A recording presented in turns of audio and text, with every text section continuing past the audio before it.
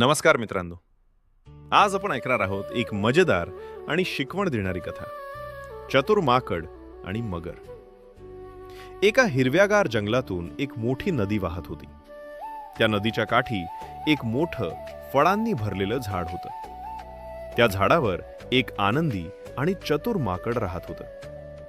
त्या झाडावर खूप गोड आणि रसाळ फळं लागायची. माकड रोज ती फळं खायचं आणि आनंदात राहत होतं. त्या नदीत एक मोठा मगर देखील राहत होता. एके दिवशी मगर त्या झाडाजवळ आला. माकडानं त्याला पाहिलं आणि त्याला गोड फळं दिली. मगराला ती फळं खूप आवडली. हळूहळू माकड आणि मगर चांगले मित्र झाले.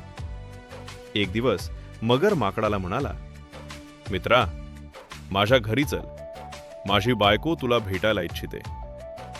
माकड मगराच्या पाठीवर बसलं आणि दोघे नदी पार करू लागले. जेव्हा ते नदीच्या मध्यभागी पोहोचले तेव्हा मगर म्हणाला, मित्रा, मला तुला एक गुपित सांगायचं आहे.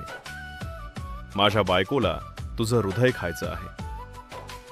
हे ऐकून माकड थोडं घाबरलं, पण माकड खूप चतुर होतं. त्यानं लगेच एक युक्ती केली. माकड म्हणाल, अरे मित्रा, माझं हृदय तर मी झाडावरच ठेवून आलो आहे.